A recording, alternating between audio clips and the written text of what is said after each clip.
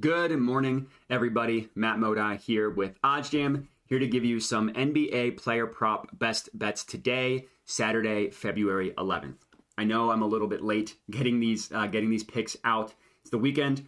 I wanted to sleep in a little. Hopefully that's okay with you guys. So I will skip a lot of the BS that I do at the beginning of these videos and get right into it. The only BS that I will give you is it would help me out a ton if you could like, comment, and subscribe to the OddsJam YouTube channel. Like and comment on the video. Subscribe to the OddsJam YouTube channel if you have not already. And then hit me up on social media, Twitter, at my handle you see on the screen here, Jedi Modi, or a little shout out to Star Wars. And then on Pickett at OddsJam_Matt. So play number one. In all of these plays, I think I have 4 that I identified that I really like. I have already locked in for today. So I'll go through and talk about them. The first play is Bradley Beal under 1.5 player made 3-pointers. So basically, he does not make 2 or more 3-pointers. He makes 1 or fewer. This is at plus 136 odds at FanDuel. So first things first, I did lock this one in. Let me just go to my bets and show you. I'm going through a lot here, but here we have it. Bradley Beal under 1.5 made 3-pointers, plus 136 odds. So the reason why I like this one, the reason why positive EV betting is so profitable in general, everything is derived from these no vig odds that you see here. So right now you see this the odds in this column priced at 132.66. That's the most important thing, not necessarily for you to like. It's just important to understand where that comes from, I guess, is what I'm trying to say. And when it comes to sports betting, everybody who has been sports betting for a little bit knows sportsbooks are going to have different odds. That's kind of the nature of sports betting. And with that, some sportsbooks are sharper than others at pricing odds. That's just kind of how it is. So these numbers, these no vig odds, and they're here in every column, right? Every play tells you the no vig odds. They're pulled from the sharpest sports books in the world, the sports books that consistently do the best job at pricing odds. So all you really need to know, if I were to sum everything up, is that these no vig odds represent the true line, the accurate line of what a market should truly be priced at. It's the perfect market evaluation of this play, which in this case is Bradley Beal under 1.5 made 3-pointers. And then what I like to do before placing a bet, I do this every time, look at the odds of the bet you're placing and compare that with every other sports book that is pricing it. And it is kind of funny. I've noticed that FanDuel, PointsBet, and BetRivers seem to be aligned. Like if there's ever 3 that are close together, it's always those 3. I'm not sure why. I've just noticed that. But FanDuel prices this at plus 136. BetRivers and PointsBet are close. Every other book, the closest one is BetOnline. But if you remove the VIG from the BetOnline number, the VIG just being the juice that sportsbooks price odds, right? Like you see a difference between these two numbers, plus 120, minus 156. That gap is the juice. It's how sportsbooks make money. But if you remove the VIG from BetOnline, it's priced still below the plus 136 number. So basically, this plus 136 is positive EV to every single sportsbook except for PointsBet and BetRivers. That's a good sign. If we're just thinking about this logically, what's the most likely scenario here? That the majority of sportsbooks are correct, or that the minority of sportsbooks are correct?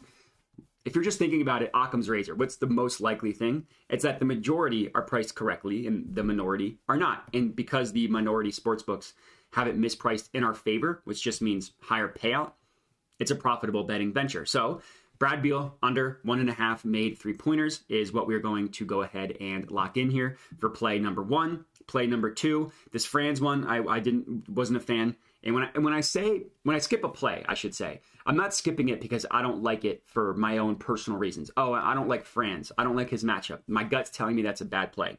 No, what I'm saying is I click into the plays themselves, and if it's not an outlier to the majority of sportsbooks, especially the sharp ones, then I won't bet it. That's what I mean when I say I'm skipping a play. But what I did lock in, one right below, was DeJounte Murray under 1.5 made 3-pointers. So we're fading the players shooting threes today. Not sure why. That's what the data is telling us. So this one I locked in. I unit sized down a little bit for this one. I basically risked to win $100. So normally for player props, I like average out to 3/4 of a unit. Sometimes I will unit size that down a little bit. And the reason why is because of this number here. So this number is width. This is calculating the market width of the pinnacle line. And long story short, the higher the number means the more juice being charged, which means the less confident in the play itself. The tighter the lines get, the better and more confident the sportsbooks are in what they're pricing it. So for a player prop, anything above 40, I will look at a little bit closer, and I'll still bet it. Obviously, I still locked this one in, but I'm going to unit size down just a little bit to protect myself in case, because this line is essentially more likely to change. The wider the gap between these two numbers, and that's what it's calculating. It's calculating both sides of the pinnacle line, so minus 187 plus 137. You subtract 87 minus 37, you get 50. That's where the number comes from. I don't talk about market width a ton, but I get a lot of questions about like unit sizing and stuff, and I primarily do 0.75 units on a player prop, but I will scale that down a little bit in situations like this. It's still a really good play. Like if you remove the VIG from all of these sports books, this plus 162 is an outlier, does beat the no VIG line of the majority of sports books, including Pinnacle, including BetOnline, including DraftKings, including Caesars, including the majority of sports books that price it. So as long as you are beating the closing line, the no VIG line of the majority of books, that's what we were looking for. So that's why I liked this Brad Beal one. That's why I like this DeJounte Murray one. So they're still good plays to be had. I just unit size down a little bit. That's all. But this is play number 2. Again, I locked it in. DeJounte Murray under 1.5 made 3-pointers, plus 162 odds at FanDuel. Next up, play number 3, another 3-pointer one. I think actually the last one's not. Another 3-pointer one. Trae Young under 2.5 made 3-pointers. So I had this play a couple days ago. It lost, but the value's still there. Just because you lost one play doesn't mean it's a bad play forever. It's just frustrating when that happens. But we are going to go ahead and lock in Trae Young under 2.5 made 3-pointers. I locked this one in on PointsBet because I locked this one in on PointsBet, but because they have me heavily limited, I wasn't able to get a ton on it. I could get $3.12. But for those of you that are not limited on PointsBet, you should put risk to win $75. That's what I would have put on this one if I wasn't limited. But the no VIG line prices it at minus 126. And then look at the sports books, right? Again, the 3 that are closely aligned, BetRivers, FanDuel, and PointsBet. Every other book, the closest one is BetOnline. It's still plus EV if you remove the VIG on BetOnline. It still gives you the BetOnline no VIG line has this bet more favorable to occur than minus 125. Basically, it's above minus 125, as is Pinnacle, as is DraftKings, Caesars, and BetMGM. So the majority of sportsbooks think that it's more likely to occur than the minus 125 odds, which makes it a profitable bet for us to lock in. And then the last play that we are locking in here is Terry Rozier over 4.5 assists. So I put 3/4 of a unit on this bad boy right here, $75 at plus 126 odds. And yeah, same logic here with every other play, plus 126 odds at FanDuel. The sportsbooks that are aligned, PointsBet and BetRivers, you remove the VIG from every other sportsbook except for maybe Ballybet, but I don't put a lot of emphasis in Ballybet. They don't even let me get $1. I can get 11 cents. That's what they let me bet, 11 cents. But the plus 126 beats the no VIG line from the majority of sportsbooks. Again, BetMGM at plus 105, Caesars at plus 106, DraftKings and BetOnline at plus 110, and then plus 110, plus 110, plus 110.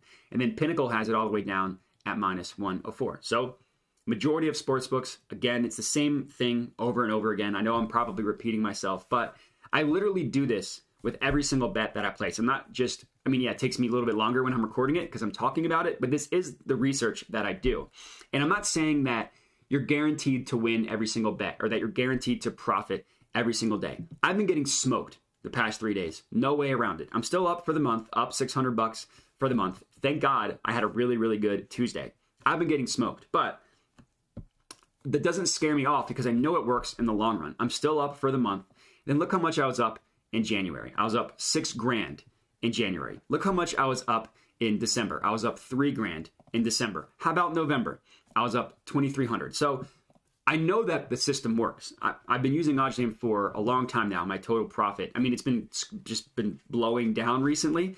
Probably be bad phrasing there. It's been going down recently, but still up over 25K overall. Still up at 4% ROI, even with the really, really, really bad last 3 days. So the system works. Variance is a huge part of sports betting. It happens. It's really frustrating when it does, but the system works. And that's going to be it. So 4 player props for you guys to lock in today. If you're tailing these, as I mentioned at the beginning, comment, subscribe, like, all that good stuff helps me out. And then hit me up on the social medias. And that's it. So thanks for everybody for watching, and have a good one.